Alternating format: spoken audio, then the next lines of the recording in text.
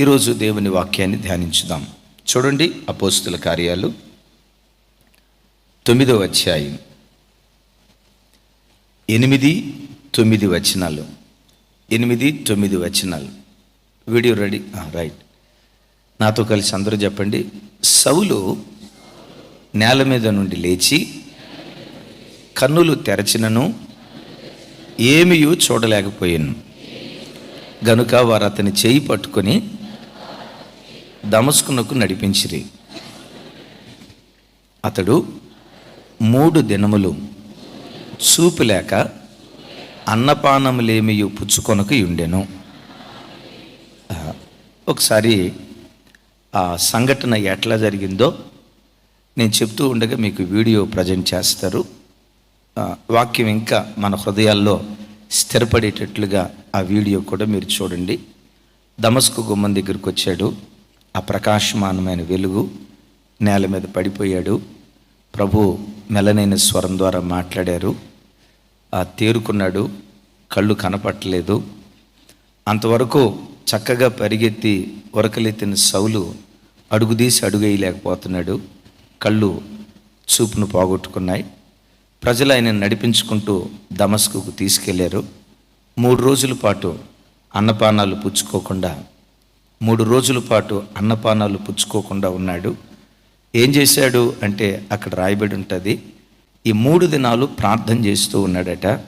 అయ్యా, నేను తెలిసి తెలియక నువ్వు మెస్సయ్యవు కాదని నీకు విరోధంగా ప్రవర్తించాను, క్రైస్తవుల్ని హింసించాను, నన్ను క్షమించయ్యని 3 రోజుల పాటు అన్నపానాలు పుచ్చుకోకుండా తిన్ననిదనబడిన వీధిలో యోధా అనువాని ఎంట అపోస్తులైన పౌలు వారు ఉంటే 3వ రోజు ఆ పట్టణంలో ఓ మంచి భక్తి కలిగిన దైవజనుడు ఉన్నారు. ఆయన పేరు అననీయ. అననీయ, నువ్వు పలానా చోటకు వెళ్ళు, తార్సువాడైన సౌలు అక్కడున్నాడు, నువ్వు వెళ్ళి ప్రార్థించేయి. అయ్యా, అతడు నీ పరిశుద్ధులకు ఎంతో కీడు చేసినవాడు కదా, అతడు అట్లాగే గుడ్డోడిలాగా ఉంటే మంచిది కదా అంటే, లేదు నువ్వు వెళ్ళి ప్రార్థించేయి. అతడు రాబోయే కాలంలో నా కొరకు రాజుల ఎదుట, ప్రజల ఎదుట, దేశాల్లో నన్ను ప్రకటించబోతున్నాడు. నా నామము నిమిత్తం ఎన్ని శ్రమలు అతడు అనుభవించబోతున్నాడో నేను అతనికి చూపించబోతున్నాను. చివరికి అతడే నేను ఏర్పరచుకునేటువంటి సాధనం. నువ్వు వెళ్ళు అంటే వచ్చాడు అననీయ. ప్రార్థన చేశాడు. ఆ కళ్ళకున్న పొరలు రాలిపోయాయి. కళ్ళు తేటగా చూడటం ప్రారంభించింది. అక్కడి నుండి సౌలు పౌలుగా మారి ఒక బలమైన పరిచర్య చేయటం ప్రారంభించాడు.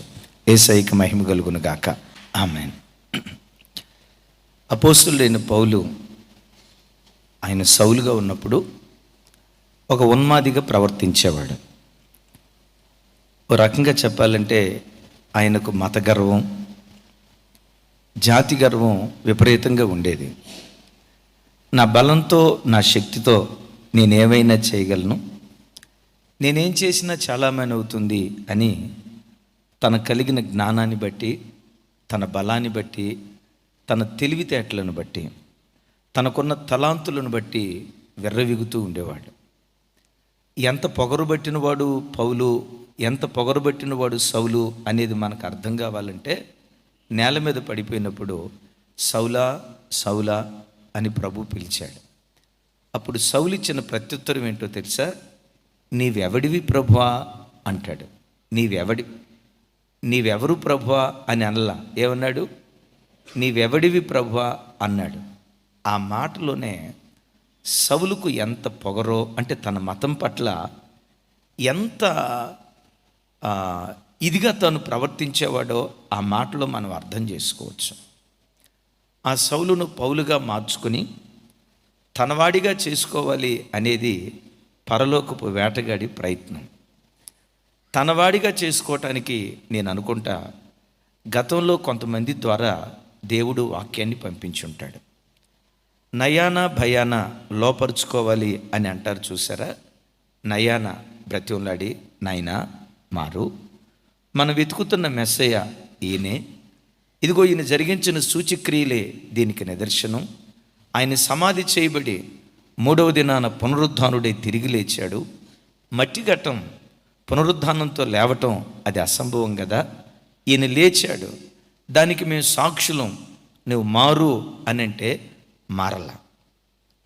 దేవుడు ఎప్పుడు ఏ వ్యక్తి జీవితంలోనైనా మొదట మృదువుగా మాట్లాడతాడు.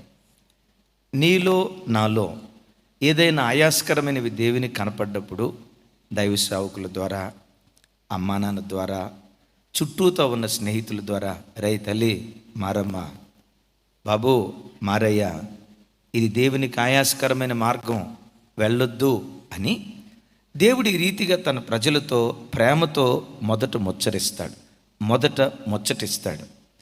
దేవుడు ఎంత ప్రేమగా నీతో ముచ్చటించినా ఆ ప్రేమ నీ కలిసైతే శిక్షాదండం నీ మీద ప్రదర్శించి, శిక్షాదండాన్ని చూపించి క్రమశిక్షణలోకి దేవుడు నేను తీసుకొని వస్తాడు. అది జెర్మియా అనేవాడి జీవితంలోనైనా, జార్జ్ అనేవాడి జీవితంలోనైనా, రాజు అనేవాడి జీవితంలోనైనా, ప్రతి క్రైస్తవుని జీవితంలో వాక్యం చేత లాలించి, హెచ్చరించి, బుద్ధి చెప్పి తన తట్టు త్రిప్పుకోవటానికి దేవుడు ప్రయత్నం చేస్తాడు. వినకపోతే శిక్షా దండం చేత తన ప్రజలను తన మార్గంలోకి తీసుకురావటానికి దేవుడు ప్రయత్నం చేస్తాడు. చూడండి, అప్పటి వరకు నా బలంతో నేను ఏమైనా చేయగలను అని అనుకొని విర్రవీగిన ఈ సౌలు ఒక్క క్షణంలో తన పరిస్థితులు తలకిందులైపోయాయి. అప్పటి వరకు చక్కగా చూచేవాడు, లేడి పిల్లలాగా చెంగుమని పరిగెత్తేవాడు. నేను అనుకుంటాను, గుర్రం శరీరంతో వేగంగా పరిగెత్తుతూ ఉంటే నేను అనుకుంటా సౌలు యొక్క మనసు గుర్రం కంటే మరి వేగంగా పరిగెత్తుతూ ఉండేటువంటిది. అలాంటి వ్యక్తి, తన బలాన్ని బట్టి అంతగా విర్రవీగిన వ్యక్తి ఒక్క క్షణంలో పరిస్థితులు తలకిందులై అడుగు తీసి అడుగు వేయలేని స్థితిలో గుడ్డివాడిగా తడువులు ఆడుకోవటం ప్రారంభించాడు. చూడండి, ఏమో అప్పటికి సౌలుకి ఒక 30 సంవత్సరాల వయసు అనుకోండి. ఈ 30 సంవత్సరాల నుండి తన బ్రతుకు చాలా హాయిగా ఒక సంతోషకరమైన వ్యక్తిగా తన జీవితాన్ని కొనసాగించాడు. నేను ఏది చేసినా ఇక నాకు తిరుగులేదులే అనుకున్నాడు. 30 సంవత్సరాల్లో ఏనాడు నేను అనుకుంటా తాను ఏడ్చిన అనుభవాలు ఒకవేళ లేకపోయి ఉండొచ్చు. డబ్బుకు డబ్బు ఉంది, అందానికి అందం ఉంది, బలానికి బలం ఉంది, యవ్వానికి యవ్వనం ఉంది, వాట్ నాట్ మేలైన ప్రతిదీ తనకుంది. నేను ఏది చేసినా చాలా మంది అయిపోద్ది అనుకున్నాడు.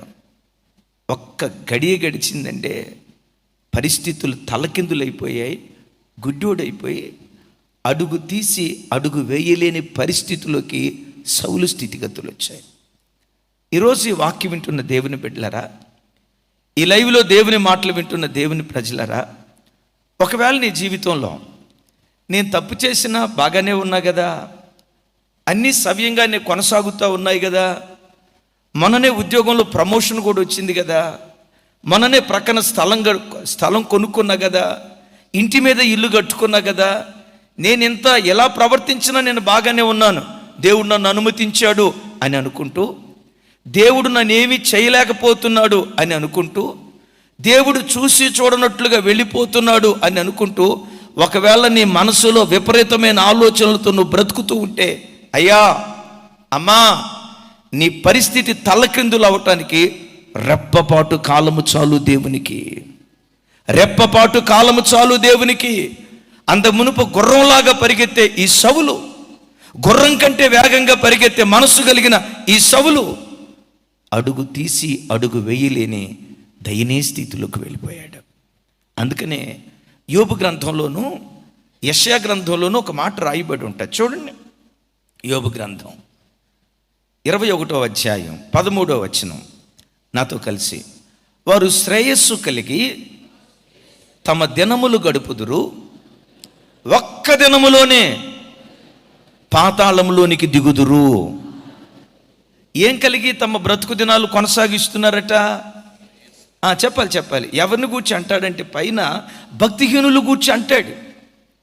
ఈ భక్తిహీనుడు భక్తిహీనంగా బ్రతుకుతూ అదే సమయంలో శ్రేయస్సుతో ఉన్నాడు. ఈ భక్తిహీనుడు ఏమనుకుంటున్నాడో తెలుసా? ఆ దేవుని దగ్గరికి వెళ్ళకపోయినా, చూడు నేను ఎట్లున్నాను, ఆ దేవుని దగ్గరికి వెళ్ళిన వాళ్ళ బ్రతుకులు చూడు, ఒక్కొక్కడి జీవితంలో ఒక్కొక్క కష్టం, ఒక్కొక్క ఇంటిలో ఒక్కొక్క నష్టం. అసలు ఆ దేవుని దగ్గరికి వెళ్ళకపోయినా చూడు నా బ్రతికి ఎట్లా ఉందో, 3 పువ్వులు 6 కాయలు అన్నట్లుగా శ్రేయస్సు కలిగి నేను బ్రతుకుతున్నాను అని భక్తిహీనుడు తనకు కలిగిన శ్రేయస్సును బట్టి విర్రవిగుతూ ఉంటాడు. ఇక్కడ భక్తుడు ఏమంటాడో తెలుసా? శ్రేయస్సు కలిగి భక్తిహీనులు తమ దినములు కొనసాగిస్తూ ఉండగా ఒక్క దినములోగా ఎక్కడికి దిగిపోతారట? చెప్పండి. పాతాళంలో ఏముంది? కూలరు, ఏసీ, యాపిల్ పళ్ళు, కూల్ డ్రింకు, థమ్సప్, పెప్సీ ఉన్నాయా? బైబిల్లో రాయబడిన మాట, అక్కడ ఏడ్పును పండ్లు కొరుకుటయి ఉండును, వారి బాధ సంబంధమైన పొగ యుగాయుగాలు లెగుస్తాయి అని రాసింది. ఒకప్పుడు బాధను అనుభవించని వాడు, కరువు అంటే ఏంటో తెలియని వాడు, ఏడ్పు అంటే ఏంటో తెలియని వాడు, నొప్పి అంటే ఏంటో ఎరగని వాడు, శ్రేయస్సు కలిగి బ్రతుకు దినాలు కొనసాగించేవాడి గతి ఒక్క క్షణంలో తలకిందులైపోయింది. ఆ శ్రేయస్సు కలిగిన స్థలంలో నుంచి దిగి ఇప్పుడు ఏడ్పుతో వాడు బ్రతుకు కొనసాగిస్తున్నాడు, కన్నీళ్లతో వాడి బ్రతుకు కొనసాగిస్తున్నాడు. ఇదంతా ఎన్ని రోజుల్లో జరిగింది? చెప్పాలి. ఎన్ని రోజుల్లో జరిగింది అంటాడు? ఒక్క దినములోగా. నేనంట, నా దేవునికి ఒక్క దినము అవసరం లేదు. నీ పరిస్థితులు తల్లకిందులు అవ్వటానికి ఒక్క గడియ దేవునికి చాలు, ఒక్క క్షణం నా దేవునికి చాలు, ఒక రెప్పపాటు కాలం నా దేవునికి చాలు. అందుకనే యెషయా గ్రంథంలో ఒక రాజ్యం తనను గూర్చి తాను అనుకుంటుందట, నేను సర్వదా దొరసానినై ఉంటాను, రాజ్యములకు నేను దొరసానిని, నా బ్రతుకుల్లో నేను కీడు చూడను, నేనేం చేసినా నా బ్రతుకు చాలామంది అవుతుంది. కారణం, నేను రాణిని, నా భర్త రాజు, మేం కలిగిన రాజ్యం సర్వభూతలానికి, సమస్త రాజ్యాలకు ఇది దొరసాని లాంటిది, సమస్త రాజ్యాలకు దొరసాని లాంటిది, నాకేం కాదు అని తనకు కలిగిన సుఖ సౌఖ్యాలను బట్టి ఈ దొరసాని విర్రవిగుతూ ఉంటే, ఆ దొరసానితో దేవుడు అంటాడు, అందరూ నాతో కలిసి చెప్పండి, 7వ వచనం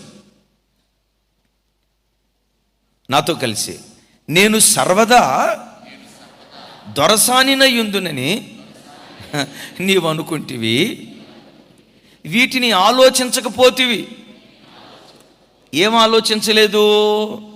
వాటి ఫలమేవనో మనసునకు తెచ్చుకొనకపోతివి. కాబట్టి సుఖాసక్తురాలవై నిర్భయముగా నివసించుచు, నేనే ఉన్నాను, నేను తప్ప ఎవడూ లేడు, నా పాపాన్ని ఎవడూ చూడలేదు. చెప్పండి, పర్వాలేదు. నా పాపాన్ని ఎవడూ కనిపెట్టలేదు, నేను ఒక్కదాన్నే ఒంటరిగా రహస్యంగా చేస్తున్నాను, నేను ఒక్కడే ఒంటరిగా రహస్యంగా చేస్తున్నాను, నా పాపాన్ని ఎవడూ కనిపెట్టలేదు అని అనుకుంటున్నదానా? మరల ఏమనుకుంటుందట? నేను విధవరాలనై కూర్చుండను, పుత్రశోకము నేను చూడనని అనుకొనుచున్నదానా? చూడండి, ఈ మాట విను, ఈ మాట విను. ఏ మాట వినమంటావయ్యా? ఒక్క దినములోగా, ఒక్క నిమిషములోనే పుత్రశోకము, వైధవ్యము ఈ 2 నీకు సంభవించును. ఎన్ని రోజుల్లో? కొంచెం గట్టిగా. ఒక్క రోజులోనే. మరలా అంటాడు, ఒక్క నిమిషంలోనే. ఒకవైపు పుత్రశోకం, మరొక వైపు వైధవ్యం, ఈ 2 ఒకేసారి నీకు సంభవించును. ఏమనుకుంటుందట? నేను సర్వదా 7 ఏమనుకుంటుందట? నేను సర్వదా దొరసానినై ఉంటా, నేను సర్వదా దొరసానినై ఉంటా. అది పాప పని చేస్తా, ఈ క్రియల ఫలం ఏమవుతుందో రేపు అది మనస్సుకు తెచ్చుకోలేదట. యేసయ్య రక్తముతో కడగబడిన నా శరీరంలో మద్యపానం పోసి త్రాగితే దీని ఫలం ఏమవుతుందో వాడు మనసుకు తెచ్చుకోలే. యేసయ్య రక్తముతో కడగబడిన నేను, యేసయ్య రక్తముతో విమోచించబడిన నేను ఈ దేహాన్ని వ్యభిచారానికి అప్పగిస్తే రేపు దీని ప్రతిఫలం ఏమవుతుందో ఇది మనసుకు తెచ్చుకోలే. యేసయ్య నా శరీరాన్ని తన రక్తంతో కొన్నాడు, నేను కొనబడిన వాడిని. కొనబడిన నేను నా నాలుకతో సాడీలు మాట్లాడితే, నా కంటితో ఫోర్నోగ్రఫీ చూస్తే రేపు దీని ఫలం ఏమవుతుందో వీడు మనసుకు తెచ్చుకోవాలా. ఏమనుకున్నాడు తెలుసా? నేను సాఫ్ట్వేర్ ఇంజనీర్ని, నెలకు 1,40,000 జీతం, ఆ మధ్య ఒక 50 లక్షల రూపాయలు పెట్టి అపార్ట్మెంట్ కొన్నా, నేను సర్వదా దొరసానినై ఉంటాను అని ఈ వ్యక్తి అనుకుంటా ఉంటే, దేవుడు అంటాడు, ఒక్క రోజులోగా, ఒక్క నిమిషములోగా పరిస్థితులన్నీ తలకిందులైపోతాయి. దేవుడు ఈ స్థలంలో మాట్లాడుతున్నాడు. నా ప్రభు బిడ్డలారా, దేన్ని చూసి నువ్వు విర్రవీగుతున్నావో, దేన్ని చూసి నువ్వు గర్విస్తున్నావో, దేన్ని చూసి నువ్వు డాంబికంగా ప్రవర్తిస్తున్నావో, దాన్ని దేవుడు నీ యొద్ద నుంచి తొలగించడానికి రెప్పపాటు కాలం దేవునికి చాలు. జాగ్రత్త, జాగ్రత్త, జాగ్రత్త. అందుకని మీతో నేను ఎప్పుడు ఒక మాట చెప్తాను, ఈరోజు ఉంది అని పొంగిపోకు, లేదు అని కృంగిపోకు. మరలా ఈ మాట చెప్తాను, ఈరోజు నీకుంది, ఉండి ఉండొచ్చు, మంచి ఉద్యోగం, మంచి ఆస్తి, మంచి అంతస్తు, మంచి రాబడి, మంచి స్థితి, ఒకవేళ ఈరోజు నీకు ఉండి ఉండొచ్చు, ఉంది అని పొంగిపోవద్దు. ఇంకొక మాట కూడా చెప్తాను, ఒకవేళ లేని స్థితిలో, ఓ దీన స్థితిలో నువ్వు బ్రతుకుతూ ఉంటే లేదు అని కృంగిపోవద్దు. ఎప్పుడు ఏ దీన స్థితిలోనే నువ్వు బ్రతుకో, నీ స్థితిగతులు మార్చే రోజు ఒకటి దేవుడు నీ కొరకు దాచిపెట్టాడు. చెప్దాం ఆమేన్.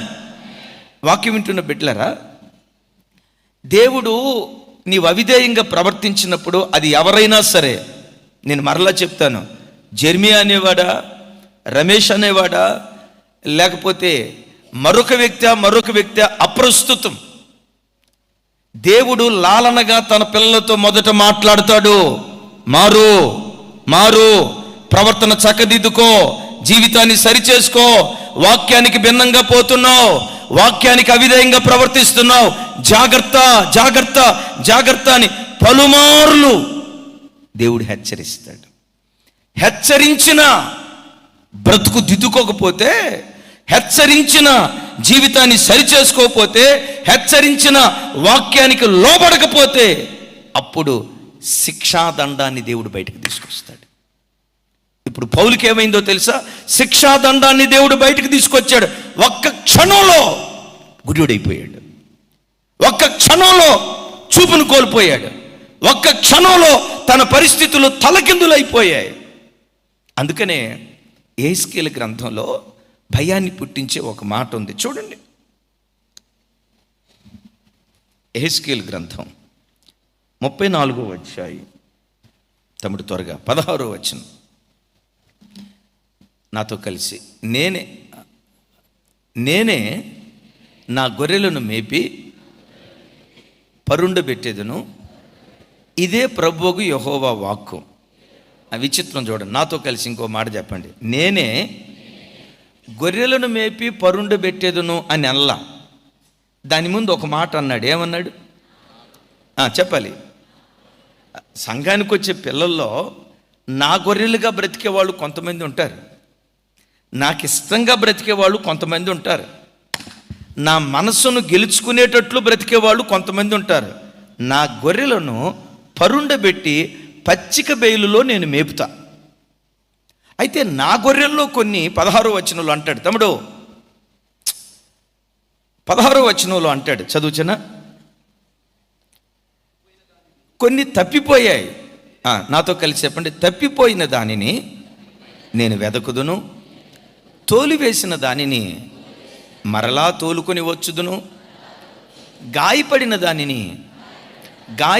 దానికి కట్టుదును, దుర్బలముగా ఉన్న వాటిని బలపరుతును.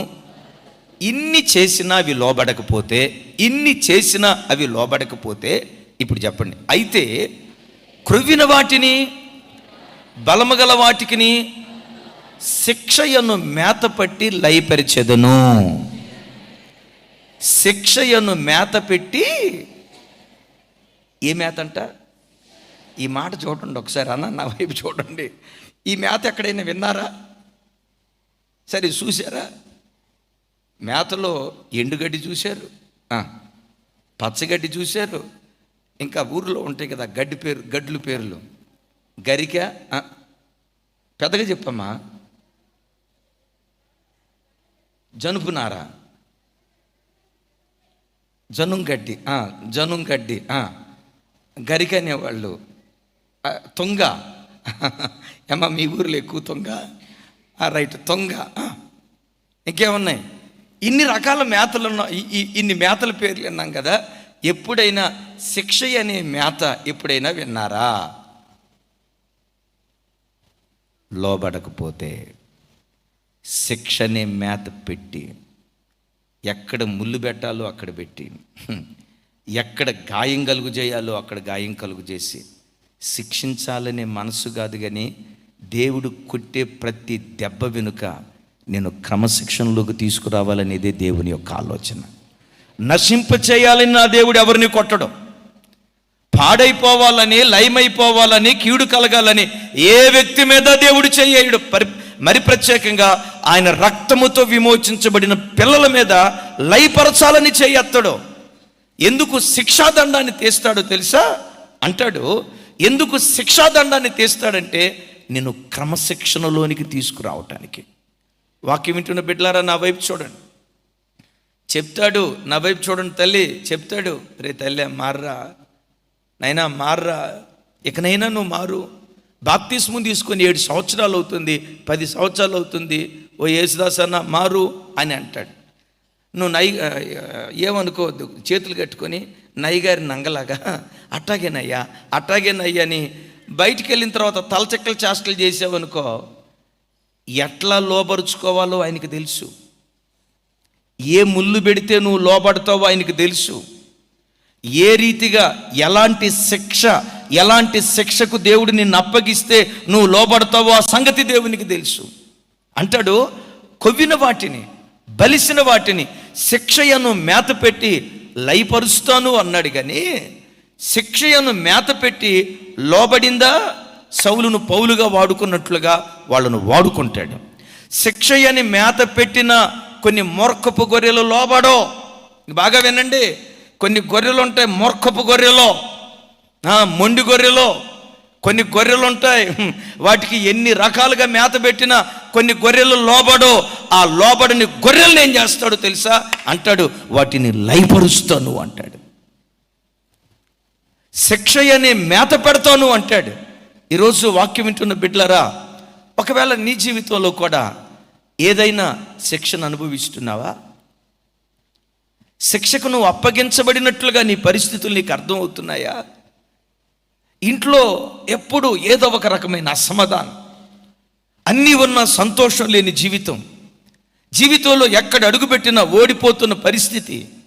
ఎందుకు శిక్ష మీద శిక్ష, ఉపద్రవం మీద ఉపద్రవం, నష్టం మీద నష్టం, ఆపద మీద ఆపద, అపాయం మీద అపాయం ఎందుకు నీ జీవితంలో కలుగుతుందో ఒక్కసారి ఆలోచించు. ఆయన గొర్రె కాకుండా ఆయన దొడ్డిని వదిలి ఎక్కడైనా నువ్వు తిరుగుతున్నట్లుగా నీకు అనిపిస్తుందేమో, ఒకసారి ఆలోచించు. అయ్యలారా, మిమ్మల్ని భయపెట్టాలని కాదు కానీ ఆలోచింపచేయాలని మాట చెప్తున్నాను. వినకపోయావా? శిక్ష అనే మేత నీకు పెడతాడు, జాగ్రత్త. శిక్ష అనే మేత పెట్టి నిన్ను క్రమశిక్షణలోకి తీసుకొస్తాడు. క్రమశిక్షణలోకి వచ్చావా? సౌలును పౌలుగా వాడుకున్నట్టు నిన్ను దేవుడు వాడుకుంటాడు. క్రమశిక్షణలోకి లేకపోయావా? ఆ శిక్షా దండంతోనే, ఆ శిక్షా మేతతోనే శిక్షించి చివరికి నిన్ను లయానికి దేవుడు అప్పగిస్తాడు. దేవుడు మనలో ఏ ఒక్కరిని అలా అప్పగించకుండును గాక, మన బ్రతుకులు లయపరచబడే స్థితికి వెళ్ళకుండును గాక. మన బ్రతుకులు లయపరచబడకూడదు, కానీ మనలో ఉన్న పాపం లయపరచబడాలి, మనలో ఉన్న గర్వం లయపరచబడాలి, మనలో ఉన్న అపవిత్రత లయపరచబడాలి, మనలో ఉన్న కాముకత్వం లయపరచబడాలి, మనలో ఉన్న గర్విష్టి మనస్సు లయపరచబడాలి. ఎక్కడ దేవునికి అవిధేయంగా బ్రతుకుతున్నామో ఆ అవిధేయత యేసు నామములో అది లయపరచబడును గాక. అడుగు దేవుడిని ఒక మాట, అయ్యా నేను లయపరచబడకూడదయ్యా, నీ దెబ్బకు తట్టుకొని నేను బ్రతకలేనయ్యా, నీ దెబ్బకు తట్టుకొని నా పిల్లలు బ్రతకలేరయ్యా, నీ దెబ్బకు తట్టుకొని నా కుటుంబం బ్రతకలేదయ్యా. గొర్రె పిల్ల ఉగ్రత ఎదుట ఎవడు నిలవబడగలడు? వాక్యం అంటుంది. మనిషి కొడితే మరలా నువ్వు తిరిగి లేవగలవు. దేవుడు కొడితే ఎవడు లేస్తాడండి? దేవుడు కొడితే తిరిగి ఎవడు మేలుకొంటాడండి? అందుకని ప్రభువుని అడుగు, దేవా శిక్ష అనే మేతను నాకు పెట్టినప్పుడు, శిక్ష అనే మేత మీరు నాకు పెట్టినప్పుడు, అయ్యా నాలో ఉన్న పాపం లయమైపోవాలి, కానీ బాబు నేను లయం కాకూడదయ్యా, నా పిల్లలు లయం కాకూడదయ్యా. ప్రభు సన్నిధిలో మనం కోరుకుందుంగాక. బైబిల్లో అనేక చోట్ల అనేక సందర్భాల్లో చూస్తే ఇర్మియా భక్తుడు ఎఫ్రాయిము ఇశ్రాయేలు సంతతిని గురించి మాట్లాడుతూ ఓ చక్కటి మాట చూడండి ఒకసారి. ఆ మాట 31వ అధ్యాయం, నాతో కలిసి 31వ అధ్యాయం 18వ వచనం. నీవు నన్ను శిక్షించితివి. ఎందుకు శిక్షించాడు? ఆ తర్వాత చెప్తాడు అసలు మాట. చదవండి.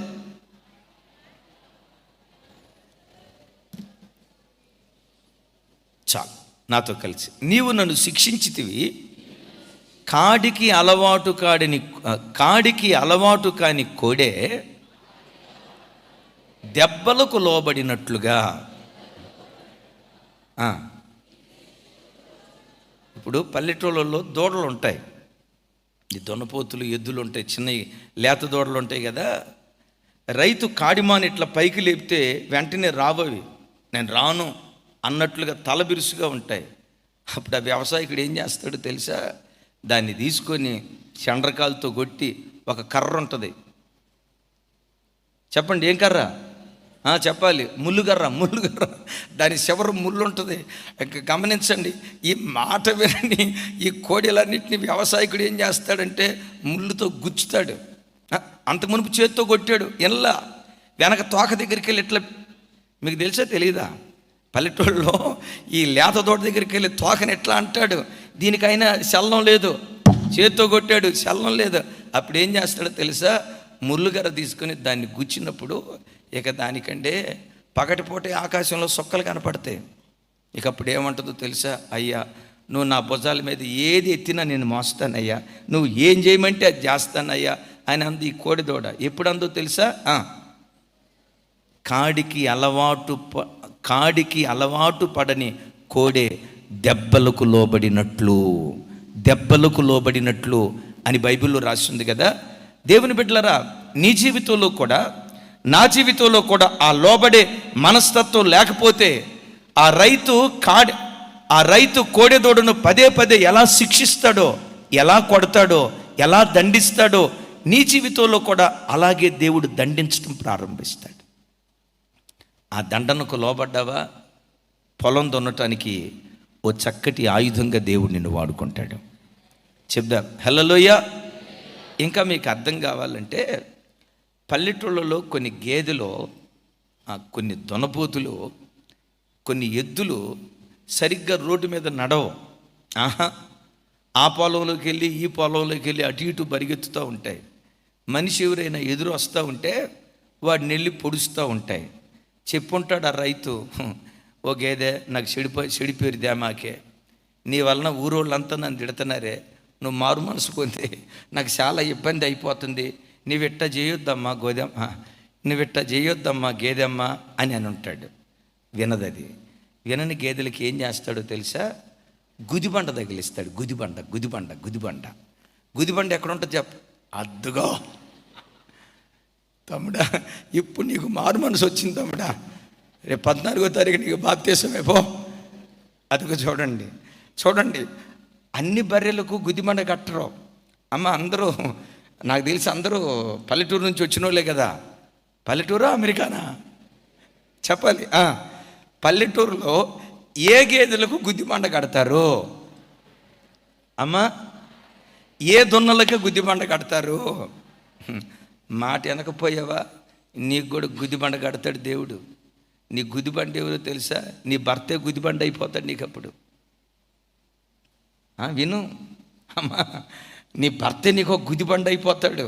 ఇటన్నా ఎందుకు గుదిబండ కడతారంటే, ఇది నడుచుకుంటా వెళ్ళేటప్పుడు ఇంతకు మునుపులాగా అటు ఇటు వెళ్దాం అనుకుంటుంది. ఇటనేలోపు గుదిబండ ఏం చేస్తావు తెలుసా? పెటామని కొట్టింది. సరే ఇటు కాదులే ఇటు వెళ్దామని అనుకునే లోపు మరలా గుదిబండ పెటామని కొట్టింది. ఇక అప్పుడు అనుకుంటుంది, అటు ఇటు వెళ్తే ఉన్న 2 కాళ్ళు పోయేటట్టున్నాయి, అమ్మో చక్కగా నడవాలి. అందుకని దావీదు అంటాడు, అయ్యా శ్రమ కలగక మునుపు నేను త్రోవ తప్పి నడిచానయ్యా, శ్రమ కలిగిన తర్వాత నీ ఆజ్ఞల మార్గంలో నడుచుకోవటం ప్రారంభించాను. ప్రైజ్ ది లార్డ్ చెప్దాం, ప్రైజ్ ది లార్డ్. వాక్యం వింటున్న బిడ్డలారా, సేమ్ ప్రిన్సిపల్ అది నాకైనా నీకైనా ఏ వ్యక్తికైనా దేవుడు శిక్ష అనే మేత పెట్టి, కాడికి అలవాటు పడని కోడే దెబ్బలకు లోబడినట్లుగా, ఆ యజమానుడు దాన్ని పదే పదే దెబ్బ కొట్టినట్లుగా సౌలును దేవుడు ఒక దెబ్బ కొట్టాడు. సౌలును దేవుడు ఒక దెబ్బ కొట్టాడు. దేవుడు నన్ను దెబ్బ కొట్టాడు అని సౌలు కాస్తంత బాధపడినా, కానీ చేసిన పని ఏంటో తెలుసా? దమస్కు నుండి ఎవరో, దమస్కు గుమ్మం దగ్గర నుంచి తిన్నని దనబడిన వీధికి యోధా అను ఇంటి వాని వద్దకు ఎవరో సౌలును తీసుకొచ్చారు. మొత్తానికి 3 రోజులు ఉన్నాడు అక్కడ. ఆ 3 రోజులు ఏం చేశాడు బైబిల్లో మనం చూస్తే చూడండి ఒకసారి. 9వ అధ్యాయం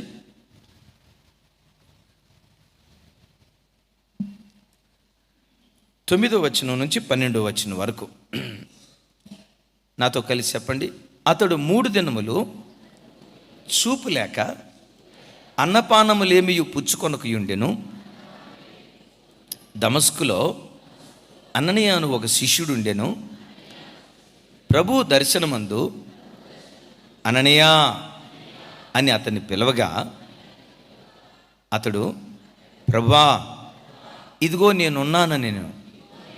అందుకు ప్రభు, నీవు లేచి తిన్నని దనబడిన వీధికి వెళ్ళి యోధా అను వాని ఇంట తార్సువాడైన సౌలు అని వాని కొరకు విచారించు.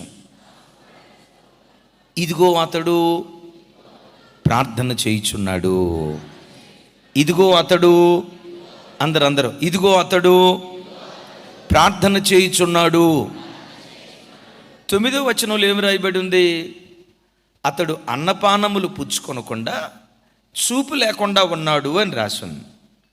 కానీ ఇక్కడ 11వ వచనానికి వచ్చేసరికి దేవుడు ఏమంటాడు? ఇదిగో అతడు. వాక్యం వింటున్న బిడ్డలారా నా వైపు చూడండి. ఇక్కడ సౌలు గారు ఏం చేశారంటే, రైట్, చూపు కోల్పోయింది. ఒక తప్పు జరిగిన తర్వాత ఇంకొక తప్పు తన జీవితంలో జరగకుండా ఆ యోధాను వాని ఇంటికి వెళ్ళి ఆ 3 రోజులు చూపు కోల్పోయిన పరిస్థితిలో ఆ ఇంట్లో ఉండి నంబర్ 1 పశ్చాత్తాపడి ఉంటాడు. రెండవది 3 రోజుల పాటు ఉపవాసం ఉండి దేవుని దగ్గర ప్రార్థన చేశాడు. శిక్ష అనే మేత సౌలుకు దేవుడు పెడితే దేవుని శిక్షకు లోబడి ఆ యోధాను వాని ఎంట ఉండి ఏడ్చి ఉంటాడు. దేవా తెలియక నేను చాలా తప్పు చేశా, దేవా తెలియక నేను చాలా పొరపాటు చేశా, నా పాపమే నన్ను ఈ స్థితిలోకి తీసుకొచ్చింది, నా పాపమే రెప్పపాటు కాలంలో నా పరిస్థితి తలకిందులేటట్లుగా చేసింది. అయ్యా క్షమించవా, నువ్వు మెస్సయ్యవని తెలియక నేను ఇలా చేశా, క్రైస్తవ్యం నిజమైన మార్గమని తెలియక నేను అనేకులను చంపడానికి అనుమతి ఇచ్చా, నీచుడిగా నేను ప్రవర్తించానయ్యా, నన్ను క్షమించు అని తన పాప విషయమై దేవుని సన్నిధిలో పశ్చాత్తాపడి ఉంటాడు. రెండవదిగా ఏం చేశాడో తెలుసా? చూపును కోల్పోయి యోధాను అని ఇంటికి వచ్చిన తర్వాత చాలామంది, అయ్యా తినయ్యా, అయ్యా తినయ్యా, ఏడుస్తూ ఉన్నావు, ఏడ్చి ఏడ్చి ఆరోగ్యం పాడైపోద్దయ్యా, ఇప్పటికి నువ్వు భోజనం చేసి 1 రోజు అయిపోయింది, భోజనం చేసి 2 రోజులు అయిపోయింది, అయ్యా భోజనం చేయ్యా అని అంటే 3 రోజుల పాటు భోజనం చేయకుండా ఉపవాసం ఉండి దేవుని సన్నిధిలో ప్రార్థన చేస్తున్నాడు. వాక్యం వింటున్న బిడ్డలారా, దేవుడు నీ జీవితంలో శిక్ష అనే మేత నీకు పెట్టినప్పుడు నీవు నేను చేయాల్సింది ఏంటో తెలుసా? ఏ పాపాన్ని బట్టి శిక్ష అనే మేత దేవుడు మనకు పెట్టాడో ఆ పాప విషయమై మొట్టమొదట మనం పశ్చాత్తాపడే వారిగా ఉండాలి. అందరం చెప్దాం ఆమేన్. మొట్టమొదట పశ్చాత్తాపడేవాడిగా నీవు ఉండాలి. రెండవది, నీ మీద ఉన్న శాపపు కాడిని కొట్టివేసే 2వ బలమైన ఆయుధం ఉపవాస ప్రార్థన. ఆమేన్. ఈ 21 దినాల ఉపవాస ప్రార్థనలో ఏ శాపపు కాడి నీ నేలుబడి చేస్తూ ఉందో, ఏ ఉగ్రత కాడి నీ భుజస్కంధాల మీద పెట్టబడిందో, ఏ పాపాన్ని బట్టి అది పెట్టబడిందో నువ్వు గుర్తుకు తెచ్చుకొని దేవుని సన్నిధిలో పశ్చాత్తాపడుతూ అపోస్తులైన పౌలు గారిలాగా ఉపవసించి దేవుని సన్నిధిలో ప్రార్థించేవారిగా మనం బ్రతుకుదుముగాక. ఒకవైపు పశ్చాత్తాపడ్డాడు, మరొక వైపు ఉపవాసం ఉండి ప్రార్థన చేశాడు. అద్భుతం తెలుసా, ఆయన 3 రోజుల ఉపవాస ప్రార్థనలు ఆకాశమందలి దేవుడు విని అననీయాని పంపించాడు. అననీయ కళ్ళ మీద చేతులుంచాడు, ప్రార్థన చేశాడు. అద్భుతం, ఒక్క క్షణంలోనే పోగొట్టుకున్న చూపు మరలా తిరిగి పొందుకున్నాడు. ఒక్క క్షణంలో పరిస్థితులు తలకిందులైపోయాయి. అద్భుతం, ఒక్క క్షణంలోనే తాను ఏదైతే పోగొట్టుకున్నాడో, ఎంతైతే పోగొట్టుకున్నాడో, ఏమేమి పోగొట్టుకున్నాడో, పోగొట్టుకున్న ప్రతిదీ మరలా తిరిగి సంపాదించుకున్నాడు. ఈ వాక్యం వింటున్న దేవుని బిడ్డలారా, ఒకవేళ సౌలులాగా 3 రోజుల పాటు ఎంత ప్రార్థన చేసినా ఏమీ కనపడిన చీకట్లో ఒకవేళ నువ్వు కూర్చుంటే, మొదటి రోజు ప్రార్థన చేసేనే జవాబు రాలేదు, 2 రోజులు ప్రార్థన చేసేనే జవాబు రాలేదు, 3 రోజులు ప్రార్థన చేసేనే జవాబు రాలేదు, నా ప్రార్థన దేవుడు ఆలకించలేదా, నన్ను దేవుడు అంగీకరించలేదా, 3 రోజులు అయిపోయినాయి అని ఒకవేళ నువ్వు అనుకుంటే ప్రార్థన చేస్తూ వెళ్ళు. దేవుడు తన బాహుబలతను చాపితే, నీ యుద్ధ భూమిలో దేవుడు పాదం మోపితే నీ పరిస్థితులు మార్చబట్టడానికి రెప్పపాటు కాలము దేవునికి చాలు. నువ్వు పోగొట్టుకున్న ప్రతిదీ తిరిగి సంపాదించుకోవటానికి నీ దేవునికి రెప్పపాటు కాలము చాలు. అది వచ్చే వరకు పశ్చాత్తాపడు. మూర్ఖురాలిగా ప్రవర్తించానయ్యా, ఆ మూర్ఖుణ్ణి నేనేనయ్యా, ఆ గర్వాంధుణ్ణి నేనేనయ్యా, క్షమించండి మాట చెప్తున్నందుకు. ఆ కొవ్వి బలిసి ప్రవర్తించిన వాడిని యేసుకేలు గ్రంథంలో రాసి ఉంది కదా, ఆ కొవ్విన గొర్రెను నేనేనయ్యా, ఆ బలిసిన గొర్రెను నేనేనయ్యా అని నీ పాపం దేవుని సన్నిధిలో ఒప్పుకొని హృదయపూర్వకంగా నువ్వు పశ్చాత్తాపడితే. ఇక్కడ ఇంకొక మాట చెప్తాను. అపోస్తులైన పౌలు వారు 3 రోజులే, అపోస్తులైన పౌలు వారు కాదు, ఎవరైనా సౌలు 3 రోజులే అక్కడ ఎందుకు ఉపవాసం ఉన్నాడు తెలుసా? ఈ మాట చదువుతున్నప్పుడు నాకు ఒక ఆలోచన. 3 రోజులే ఎందుకున్నాడు? పౌలు గారికి లేఖనాల మీద మహాపట్టు ఉంది కదా, ధర్మశాస్త్రం మీద మహాపాండిత్యం కలిగిన వాడు కదా. చూడండి, హోషేయ గ్రంథంలో చక్కటి మాట రాసి ఉంటుంది.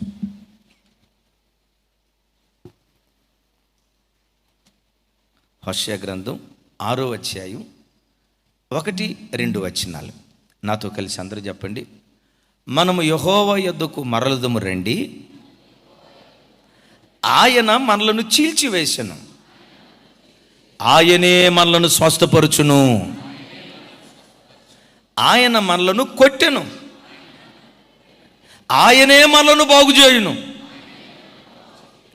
2 దినములైన తర్వాత ఆయన మనలను బ్రతికించును, మనము ఆయన సముఖమందు బ్రతుకున్నట్లు 3వ దినమున ఆయన మనలను స్థిరపరచును.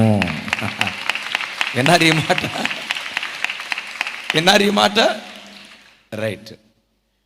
చూడండి, ఎందుకు 3 రోజులే ఉన్నాడంటే, లేఖనాల్లో ప్రవీణుడు, ఈ లేఖనాల్లో పట్టున్నవాడు, హోషేయ గ్రంథకర్త రాశాడు.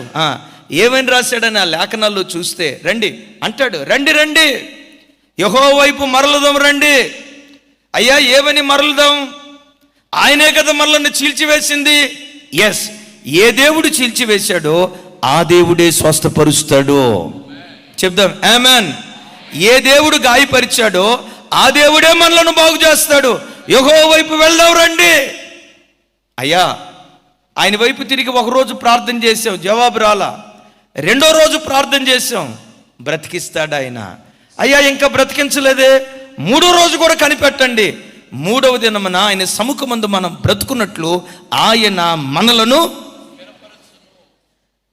బిడ్డలారా, శిక్షించిన దేవునికి మరలా నీ పట్ల ప్రేమ పంచటం కూడా ఆయనకి చేతనవు, నీవు పశ్చాత్తాపడితే. దీనికి ఒక బలమైన నిదర్శనం ఏంటో తెలుసా? హిజ్కియా మంచి భక్తి కలిగిన రాజు. ఆయన చనిపోయే క్షణాల్లో నువ్వు చనిపోబోతున్నావు, క్యాన్సర్ గడ్డ వచ్చినప్పుడు అని చెప్తే, అయ్యా నన్ను బ్రతికించు, అయ్యా నన్ను బ్రతికించు అని ప్రార్థన చేసి ఉంటాడు. బ్రతికించాడు. ఎన్ని సంవత్సరాలు ఆయుష్ పొడిగించాడు? అంత భక్తి కలిగిన వాడి ప్రార్థన దేవుడు ఆలకించి 15 సంవత్సరాల ఆయుష్ను పొడిగించాడు. ఆయన చనిపోయాడు. ఆయన చనిపోయినప్పటికీ ఆయనకు పుట్టిన కుమారుడు 12 సంవత్సరాల వయసు కలిగినవాడు. నేను మిమ్మల్ని అడుగుతా, హిజ్కియాకి క్యాన్సర్ పుండు ఉన్నప్పుడు ఆయన సంతానం కలిగిన వాడిగా ఉన్నాడా, సంతానం లేనివాడిగా ఉన్నాడా? లేనివాడిగా ఉన్నాడు. అంటే బాగుపడిన 3 సంవత్సరాల తర్వాత దేవుడు గర్భం తెరిచాడు, చక్కటి కుమారుని ఇచ్చాడు, మనష్యేనిచ్చాడు. నేను అనుకుంటా, కూర్చోబెట్టి, నాయనా ప్రార్థన ద్వారా నువ్వు పుట్టినవాడివిరా, నువ్వు మామూలుడు కాదురా, నేను ఈ పరిస్థితిలో ఉంటే దేవుని దగ్గర కన్నీరు మున్నీరుగా ఏడ్చి నిన్ను నేను పొందుకున్నాను రా, నువ్వు ప్రార్థన మూలంగా పుట్టిన వాడివిరా, నువ్వు మామూలుడు కాదురా అని రోజు దేవుడు తనను స్వస్థపరిచిన విధానం, మనష్యను దేవుడు తనకిచ్చిన విధానం పోసగుచ్చినట్లు ఒక్కొక్కటిగా చెప్పుంటాడు. తండ్రి చనిపోయాడు, మనష్య రాజు అయ్యాడు 12వ ఏట. బైబిల్లో రాయబడిన మాట ఏంటో తెలుసా? ఎంత భక్తి కలిగిన తండ్రి కడుపున పుట్టిన మనష్యే యోధా చరిత్రలో ఏ రాజు బ్రతకలేనంత చెడుతనంతో బ్రతికాడు. ఏ రాజు బ్రతకలేనంత హేయమైన ప్రవర్తనతో తాను బ్రతికాడు. దేవుడు ప్రవక్తలను పంపించి పలుమార్లు చెప్పాడు, రే బాబు, మీ నాన్న భక్తి కలిగినోడ్రా, మీ నాన్న ప్రార్థన చేస్తే ప్రార్థన ద్వారా నేను మీ నాన్న ఈ రీతిగా జరిగిందిరా, మార్రా బాబు అని పలుమార్లు దేవుడు ప్రవక్తలను పంపించి మాట్లాడి ఉంటాడు. అయినా మనషే మారలేదు. అప్పుడు దేవుడు ఏం చేశాడో తెలుసా? శిక్ష అనే మేత పెట్టి అషూరు దేశానికి, బబులోను శత్రు దేశానికి ఇతన్ని తీసుకుని వెళ్ళి కొన్ని నెలల పాటు చెరసాల్లో ఉంచాడు. ఎక్కడుంచాడు? చెరసాలలో ఉండిన తర్వాత తాను పశ్చాత్తాపడి దేవుడైన యెహోవా సన్నిధిలో బ్రతిమలాడుకుంటే అతని ప్రార్థన దేవుడు విని కనికరపడి చెరసాలలో నుంచి బయటకు తీసుకొచ్చి మరలా సింహాసనం మీద కూర్చోబెట్టి పోగొట్టుకున్న రాజ్యాన్ని మరలా తిరిగి అనుగ్రహించాడు. బైబిల్ చరిత్రలో 42 మంది రాజులు ఇశ్రాయేలు దేశాన్ని పరిపాలన చేస్తే ఈ 42 మంది రాజుల్లో అతి ఎక్కువ సంవత్సరాలు పరిపాలన చేసిన రాజు ఎవరో తెలుసా? మనష్షే. ఎన్ని సంవత్సరాలు పరిపాలన చేశాడో తెలుసా? 55 సంవత్సరాలు పరిపాలన చేశాడు. మహారాజైన దావీదు ఎన్ని సంవత్సరాలు పరిపాలన చేశాడు? ఎస్. సౌలు ఎన్ని సంవత్సరాలు పరిపాలన చేశాడు? 40. మహాజ్ఞానిగా పిలువబడుతున్న సొలొమోను రాజు ఎన్ని సంవత్సరాలు పరిపాలన చేశాడు? కేవలం 40 సంవత్సరాలే. కానీ మనుష్య దగ్గరికి వచ్చేసరికి 55 సంవత్సరాలు. ఈ మాటకున్న అర్థం ఏంటో తెలుసా? ఎవడు పశ్చాత్తాపడి నిండు మనసుతో ప్రభువును పట్టుకుంటే, నిండు మనసుతో ప్రభువును పట్టుకున్నవాడు, పశ్చాత్తాపడి ప్రభు తట్టు తిరిగిన వాడిని ఎవ్వరికి ఇవ్వలేనంత ఘనత వాడికిచ్చి ఒక ప్రత్యేకమైన వాడిగా దేవుడు నిలవబెడతాడు. ఒక ప్రత్యేకమైన వాడిగా దేవుడు నిలవబెడతాడు. ఈ వాక్యం వింటున్న ప్రభు బిడ్డలారా, నువ్వు పాపం చేసేవని పదే పదే దేవుడు నిన్ను గుచ్చి చీపోరా అనే దేవుడు కాదు. నీలాంటి చండాల పద నా దగ్గర ఉండకూడదు, వెళ్ళిపో నా దగ్గర నుంచి అనే దేవుడు కాదు. నువ్వు పశ్చాత్తాపడితే, బ్రతుకును దిద్దుకోవాల్సిన రీతిలో దిద్దుకుంటే, దేవుని వైపు తిరగాల్సిన రీతిలో తిరిగితే, ఎవ్వరికి ఇవ్వలేని ఘనత, మహిమ, ప్రభావం నీకిచ్చి ఒక ప్రత్యేకంగా దేవుడు నేను ఊరేగిస్తాడు. గట్టిగా చెప్దాం ఆమేన్. చెప్దాం ఆమేన్. అపోస్తులైన సౌలు ఆ శిక్ష అనే మేత పెట్టిన తర్వాత శిక్షకు లోబడి దేవునికి తాను అప్పగించుకున్నాడు. శిక్షించినందువల్లే తను దేవుని వైపు తిరిగాడు అనేది ఎంత వాస్తవమో, దానితో పాటు మరో ఖచ్చితమైన వాస్తవం ఉంది. ఈయనే మెస్సయ్య అని సౌలు గుర్తించి పౌలుగా మారటానికి కలిగిన ప్రబలమైన కారణాల్లో ఒక కారణం ఏంటంటే, చూడండి ఆ మాట. అపోస్తుల కార్యాలు 9వ అధ్యాయం 4వ వచనం. అందరూ నాతో కలిసి ఈ మాట చెప్పండి. 4వ వచనం 5వ వచనం చూద్దాం. అప్పుడు సౌలు నాతో కలిసి. అప్పుడు నేలన పడి, సౌలా సౌలా, నీవేళ నన్ను హింసించుచున్నావని తనతో ఒక స్వరము పలుకుట వింటిని. ప్రభువా, నీవెవడివని అతడు అడుగగా ఆయన, నేను నీవు హింసించుచున్న యేసుని.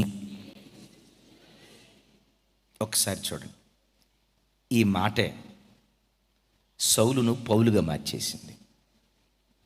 దేవుడేమి ఇక దీర్ఘ ప్రసంగం చేయలేదు. సౌలా సౌలా, నీవేళ నన్ను హింసించుచున్నావు, ఒక స్వరం వినబడింది. నీవెవరివయ్యా అన్నాడు. అప్పుడు యేసుక్రీస్తు ప్రభువారు అన్నారు, నేను యేసును అని అనలా. ఏమన్నారు? నీవు హింసించుచున్న యేసుని అన్నాడు. నా వైపు చూడండి. ఎందుకు సౌలు ఎవరిని హింసిస్తున్నాడు? వాస్తవంగా ఎవరిని హింసిస్తున్నాడు? హింసిస్తుంది క్రైస్తవులు. బాప్తిస్మం తీసుకొని, మారు మనసు పొంది బాప్తిస్మం తీసుకొని సంఘంలోకి చేరినటువంటి క్రైస్తవుల్ని తాను హింసిస్తుంది. యేసుక్రీస్తుని కాదు ప్రత్యక్షంగా. కానీ యేసుక్రీస్తు ప్రభు ఏమంటున్నారో తెలుసా? నీవేళ నన్ను హింసించుచున్నావు అని మాట్లాడుతున్నాడు. ఈ మాటే సౌలును పౌలుగా మార్చింది. ఎలా మార్చిందో తెలుసా? నీవేళ నన్ను హింసించుచున్నావు, నీవు హింసించుచున్న యేసుని. ఈ మాట వినటంతో సౌలు ఏం గుర్తించాడో తెలుసా? ఈ యేసుక్రీస్తే రాబోయే మెస్సయ్య, దేవుని కుమారుడు. ఎందుకు దేవుని కుమారుడిని అంగీకరించాడో తెలుసా? దేవుని మనసు ఎలాంటిదో ఆయన కొడుకు మనసు కూడా అలాంటిది. ఆ తండ్రి మనసు ఎలాంటిది? ఆ తండ్రి ఒక మాట అన్నాడు, నిన్ను ముట్టినవాడు నా కనుగుడ్డును ముట్టినట్లు అన్నాడు. ఇశ్రాయేలీయులతో అంటూ, మిమ్మల్ని ఎవరైనా ముట్టింది మిమ్మల్నే కాదు, నేను ఎలా ఎంచుతానంటే నా కనుగుడ్డును ముట్టినట్లుగా నేను ఎంచుతాను అని తండ్రి మాట్లాడిన మాట ఉందే. ఆ తండ్రి మాట్లాడిన మాటకు, కొడుకు మాట్లాడిన మాటకు ఒకే విధమైన అర్థం వచ్చేసరికి సౌలు ఏమైపోయాడు తెలుసా? ఎస్, మేము వెతుకుతున్న మెస్సయ్య ఈయనే అని ఆ మాటకు యేసుక్రీస్తు వారి ఎదుట సౌలు సాగిలపడ్డాడు. యేసయ్యకి మహిమ కలుగును గాక. చప్పట్లు కొట్టి యేసయ్యకి స్తోత్రాలు చెప్దాం. వాక్యం వింటున్న బిడ్డలారా, ఒకసారి నా వైపు చూడండి. నీవు సేవించే నీ దేవుడు ఎవరో తెలుసా? ఆయన్ని ఎవరైనా ఏమైనా అంటే మౌనంగా ఉంటాడేమో కానీ, ఆయన రక్తముతో కడగబడిన నిన్ను, ఆయన రక్తముతో విమోచించబడిన నీకు వ్యతిరేకంగా ఎవడైనా చెయ్యి లేపితే నీ పక్షాన రోషం వహించే దేవుడు, నీ పక్షాన మహోగ్రుడై తన ఉగ్రతను ఆ ప్రజల మీద కుమ్మరించేటువంటి దేవుడు అంటాడు. ఇక్కడ నన్నేలా హింసించుచున్నావు? బిడ్డలారా, ఓ క్రైస్తవుడిగా నీకు వ్యతిరేకంగా ఎవరైనా మాట్లాడితే, వ్యతిరేకంగా మాట్లాడింది నీకు కాదు, సాక్షాత్తు నీవు ఆరాధించే నీ దేవునికి వ్యతిరేకంగా మాట్లాడారు అని గ్రహించండి. ఎలాగో తెలుసా? ఇప్పుడు మనం ఏమై ఉన్నామంటే, మనమందరం ఎవరిమై అంటే క్రీస్తు శరీరములో ఒక్కొక్క అవయవాలం. మనమందరం ఇప్పుడు ఎక్కడున్నాం? చర్చిలో ఉన్నామా? చర్చిలో ఉన్నాం నిజమే, కానీ ఎక్కడ సమకూర్చబడ్డామో తెలుసా? యేసుక్రీస్తు శరీరములో ఒక్కొక్క అవయవంగా అమర్చబడ్డాం. ఒకరు కుడి చెయ్యి అయితే ఇంకొకరు ఎడం చెయ్యి, ఒకరు కుడి కాలైతే ఇంకొకరు ఎడం కాలు, ఒకరు చెవి అయితే మరొకరు కన్ను, ఒకరు కన్ను అయితే ఒకరు నాలుక, ఒకరు నాలుకైతే ఇంకొకళ్ళు. అయితే క్రీస్తు శరీరములో మనం ఒక్కొక్కళ్ళము అవయవమై ఉన్నాం. ఈ శరీరానికి యేసుక్రీస్తు వారు ఏమై ఉన్నారు? శిరస్సు అయి ఉన్నారు. ఇప్పుడు గమనించండి, మనం వేరు కాదు, మనందరికీ ఉంది ఒకటే శిరస్సు, మనందరికి ఉన్నది ఒక్కటే. చెప్పాలి, ఒక్కటే. ఎవరిది శరీరం? ఇప్పుడు గమనించండి, ఎవడైనా నా ఒంటి మీద ఇట్లా చెయ్యేసాడు అనుకోండి, నేను ఇట్లా దులుపుకొని వెళ్ళిపోవచ్చు. ఆయన దులుపుకొని వెళ్ళిపోడు. ఆయన ఎవరో తెలుసా? రోషం కలిగినటువంటి వాడు. ఒకరోజు మోషేకు వ్యతిరేకంగా, చూడండి, మోషేకు వ్యతిరేకంగా మిరియామి అహరోను గుసగుసలాడుకున్నా. చూసారా? నా మైక్ పడదది. అహరోను మిరియామి గుసగుసలాడుకున్నారంట. గుసగుసలాడుకుంటే గుసగుసలాడుకున్న సంగతి మోషేను గూర్చి గుసగుసలాడుకుంటే మోషేను గూర్చి గుసగుసలాడుకున్న సంగతి మోషేకు తెలియలా. మోషే వినలా. మోషే విన్న ఏం జరిగింది చెప్పండి? అద్భుతం చెప్పమంటారా? వినాల్సినోడు విన్నాడు. రా మిరియామేట్రా. ఏంటన్నయ్య అన్నయ్య అని ఉంటుంది చెల్లి, పెద్దదే కానీ ఏంటన్నయ్య అన్నయ్య ప్రైజ్లాడు అన్నయ్య. దేవుడు అని అంటాడు, మిరియాము మరీ అంత యాక్టింగ్ చేయకు, యాక్టింగ్ వద్దు, తీసే చేతిలో. ఏంటి ప్రభు నన్ను పట్టుకుని అంతలో మాట అన్నారు? ఇందాకేమన్నా మోషే గూర్చి నేను అనేది ఏముందయ్యా? మా అన్నయ్య కదా, తమ్ముడు కదా, అసలు మా తమ్ముడు అంత మంచోడు, నేను ఎక్కడికి వెళ్ళినా మా తమ్ముడు గురించి ఇదే చెప్తా, మీకు తెలియదా అని రాగం తీసి ఉంటుంది అమ్మగారు. నేనేమంటాను తెలుసా? ఒక్క మాట అంటేనే మౌనం, ఒక్క మాట అంటేనే దేవుడు సహించలేదు కదా. నీకు వ్యతిరేకంగా ఎవడైనా చెయ్యెత్తితే నీ దేవుడు సహిస్తాడు అనుకున్నావా? నీ దేవుడు మౌనంగా ఉంటాడు అనుకున్నావా? నీ పేదరికాన్ని బట్టో, నీ బలహీనమైన స్థితిని బట్టో, నీ ఒంటరితనాన్ని బట్టో, నీకు మంది మార్బలం లేదని ఒంటరిగా బ్రతుకుతున్నావు అన్న దాన్ని బట్టో, నీ ఒంటరితనాన్ని బట్టి 10 మంది రెచ్చిపోయి నీ మీద చెయ్యెత్తితే నీ దేవుడు ఎవరో తెలుసా? నీ మీద చెయ్యెత్తిన ప్రతి వాడు దేవునికి వ్యతిరేకంగా చెయ్యెత్తిన వాడని నీ విషయమై రోషాన్ని వహించే దేవుడు. గట్టిగా హల్లెలూయా, కొంచెం గట్టిగానమ్మా, హల్లెలూయా. ఏమన్నావు ఇందాక? మోషేకు వ్యతిరేక నేనేమనలేదయ్యా. అబద్ధం వాడు కూడా చెప్పు, ఏమన్నాను? అయ్యో మా తమ్ముడు గురించి ఎట్ట అంటానయ్యా, నేను బయట వాళ్ళు అంటే నా అసలు ఊరుకోను. మా మోషే ఏమనుకున్నారు? ఇదిగో మిరియాము యాక్షన్ చాలు కానీ ఇక ఆపో యాక్షన్ ఆపో, ఏమన్నావు చెప్పు. అప్పుడు దేవుడు అన్నాడు, మోషేకు వ్యతిరేకంగా మాట్లాడటానికి మీకు ఎట్లా ధైర్యం వచ్చింది అంటూ ఉంటుండగానే ముఖం అంతా పౌడర్ రాసుకుంది. ఏ పౌడరు? కుష్టు ముఖమంతా కుష్టు, అరికాలు నుంచి ఆ ముఖమంతా కుష్టు వచ్చి గడగడలాడుతూ ఉంటే గడగడలాడుతూ ఉంటే 7 రోజుల పాటు పాళెం వెలుపలు ఉంది. చివరికి ఏం జరిగిందో తెలుసా? మోషేని దగ్గరికి పిలిచి ఆ తల్లి కొరకు ప్రార్థన చేసి ముఖం మీద అని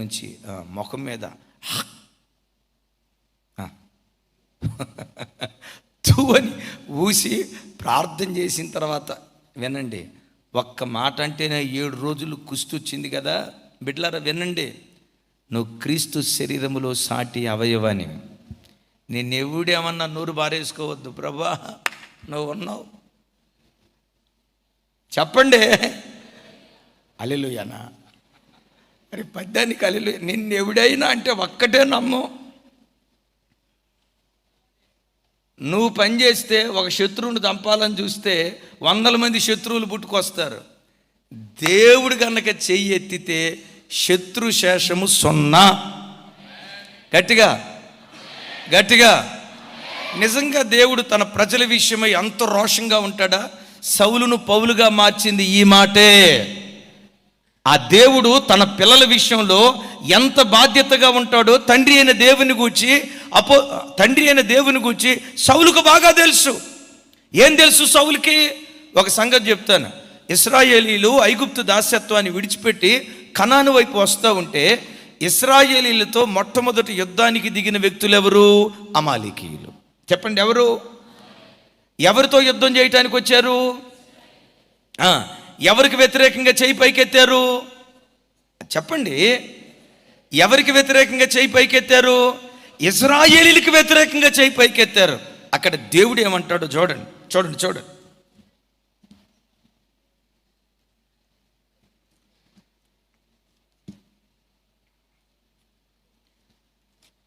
అందరూ చూడండి, నిర్గమకాండం 8వ అధ్యాయం 17వ అధ్యాయం 8వ వచనం 16వ వచనం చూడండి ఒకసారి. తరువాత అమాలేకీయులు వచ్చి రెఫీదీములో ఇశ్రాయేలీలతో యుద్ధము చేయగా, చెప్పండి, ఎవరితో యుద్ధం చేశారు? ఎవరితో యుద్ధం చేయటానికి దిగారు? 16వ వచనంలో అంటాడు చూడండి, అమాలేకీయులు తమ చేతిని యెహోవా సింహాసనమునకు విరోధముగా ఎత్తిరి గనుక యెహోవాకు, ఇశ్రాయేలీలకు కాదు, బాగానండి ఇక్కడ, యెహోవాకు అమాలేకీయులతో తరతరముల వరకు యుద్ధమనెను. ఏమన్నాడు ఇక్కడ దేవుడమ్మా? చూడండి ఒకసారి, తమ్ముడు ఒకసారి చూపించు. అమాలేకీయులు తమ చేతిని యెహోవా సింహాసనమునకు విరోధముగా ఎత్తిరి. నేను అడుగుతా, ఈ అమాలేకీయులు దేవుని సింహాసనానికి వ్యతిరేకంగా ఏమైనా చెయ్యి ఎత్తారా? ఏమంటే అసలు దేవుని సింహాసనానికి వ్యతిరేకంగా చెయ్యి ఎత్తే దమ్ము ధైర్యం ప్రపంచంలో ఎవడికొంది చెప్పండి? కానీ ఇక్కడ దేవుడు ఏమంటాడో తెలుసా? వాళ్ళు నా సింహాసనానికి వ్యతిరేకంగా చెయ్యెత్తారు. అయ్యా, చెయ్యెత్తింది ఇశ్రాయేలుకి వ్యతిరేకంగా కదా. దేవుడు అంటాడు, నా పిల్లలకు విరోధంగా చెయ్యెత్తితే నాకు విరోధంగా చెయ్యెత్తినట్లే. నాకు విరోధంగా ఎవడైనా, దేవుని బిడ్డలారా ఒక్కసారి నా వైపు చూడండి. అమ్మా, నువ్వు ఒంటరి దానివని ఎవడైనా నీ మీద రెచ్చిపోతా ఉంటే నమ్మి మాట. నువ్వు ఒంటరోడువని, నీ తరపున మాట్లాడేవాడు ఎవడూ లేడని, మంది బలం లేనివాడివని, బలహీనుడు అని, బక్క చిక్కిన వాడివని, నీ బలహీన స్థితిని బట్టి బలం కలిగిన వాడు ఎవడైనా నీకు వ్యతిరేకంగా చెయ్యెత్తితే నీ దేవుడు ఎలా ఎంచుతాడో తెలుసా?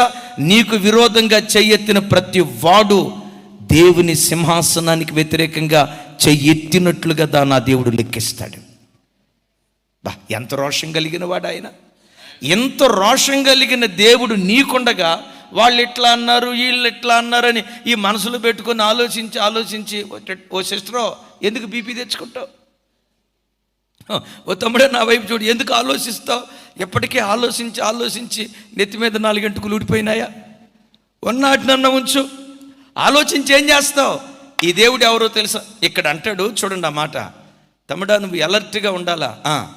గనుక యెహోవాకు అమాలేకీయులతో, ఎప్పటి వరకంట? ఎవరితోనట? ఏంటి అమాలేకీయులతో ఏంటట? బాబు, వాళ్ళు నీతో యుద్ధానికి రాలేదు కదా. నాతో యుద్ధానికి రాకపోయినా నా పిల్లలతో యుద్ధానికి వచ్చారు. నేనంట, ఇశ్రాయేలీలు ఎవరో తెలుసా? గొర్రెపిల్ల రక్తముతో విమోచించబడిన వారు. మీరు నేను ఎవరేమో తెలుసా? గొర్రెపిల్ల రక్తము కంటే శ్రేష్టమైన యేసుక్రీస్తు వారి రక్తముతో విమోచించబడిన వారు. నిన్నెవడైనా ముడితే తనను ముట్టినట్లుగా ఎంచేవాడు. నీకు విరోధంగా ఎవడైనా మాట్లాడితే ఆయనకు విరోధంగా మాట్లాడినట్లుగా ఎంచేవాడు. ఎవడైనా నీకు వ్యతిరేకంగా కాలు దువ్వితే, కాలెత్తితే పౌరుషం కలిగిన ప్రభు కోపింపగా పర్వతాల పునాదులు గజగజమని వణకటం ప్రారంభిస్తాయి. చప్పట్లు కొడుతూ ప్రభుకి స్తోత్రాలు చెప్తా. సరే, ఇక్కడ యుద్ధం జరిగింది, ఇశ్రాయేలీలు గెలిచారు, యెహోవా నిస్సి అనే బలిపీఠం కట్టారు. తర్వాత కనాను దేశానికి వచ్చారు. కనాను దేశంలో కాపురం ఉండి సుమారుగా 450 సంవత్సరాలు అయిపోయింది. 450 సంవత్సరాలు అయిపోయింది. న్యాయాధిపతుల కాలం అయిపోయింది. న్యాయాధిపతుల కాలం తర్వాత చెప్పండి, ఇశ్రాయేలీల మొట్టమొదటి రాజు ఎవరు? ఏ గోత్రీకుడు? అరే గట్టిగా చెప్పాలా? ఏ గోత్రీకుడు? బెన్యామీను గోత్రికుడైన సౌలు రాజు అయిన తర్వాత ఒకరోజు దేవుడు వచ్చి సౌలుతో మాట్లాడతాడు. సౌలా, ఏంటి ప్రభువా చెప్పండి? అమాలేకుల మీద యుద్ధానికి వెళ్ళినప్పుడు ఎవరిని కనికరించొద్దో. గొర్రెలు కానీ, పశువులు కానీ, మేకలు కానీ, ఆడోళ్ళు కానీ చెప్పుకుంటూ వెళ్ళిపోవాలి. అది వరుస కదా. ఆడోళ్ళు కానీ, మగోళ్ళు కానీ, పెద్దోళ్ళు కానీ, పిల్లలు కానీ, యవనస్తులు కానీ, ముసలోళ్ళు కానీ ఎవ్వడు మిగలకూడదు. దేవుడు అక్కడ అంటాడు, కనికరించక అమాలేకీలందరినీ నాశనం చేయి. ఈ సౌలు అంటాడు, ఎందుకు ప్రభు అట్లా? ఏం జరిగింది? వాళ్ళు ఏం మన మీద యుద్ధానికి రాలేదు కదా. గతంలో ఏం జరిగింది ఈయనకు తెలిసి ఉండకపోవచ్చు. అయ్యా, ఎందుకు వాళ్ళ మీద యుద్ధానికి వెళ్ళమంటున్నావు అంటే, దేవుడు అక్కడ అంటాడు, నాతో కలిసి చెప్పండి, నిర్మూలన చేయము. తర్వాత సమూయేలు మొదటి గ్రంథం 15వ అధ్యాయం. సమూయేలు మొదటి గ్రంథం 15వ అధ్యాయం చూడండి ఒకసారి. ఆ మాట చదివితేనే బాగుంటుంది.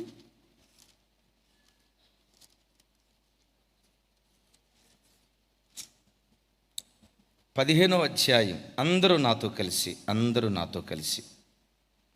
2వ వచనం తమ్ముడు, 2వ వచనం నాతో కలిసి చెప్పండి. సైన్యములకు అధిపతి యెహోవా సెలవిచ్చినదేమనగా,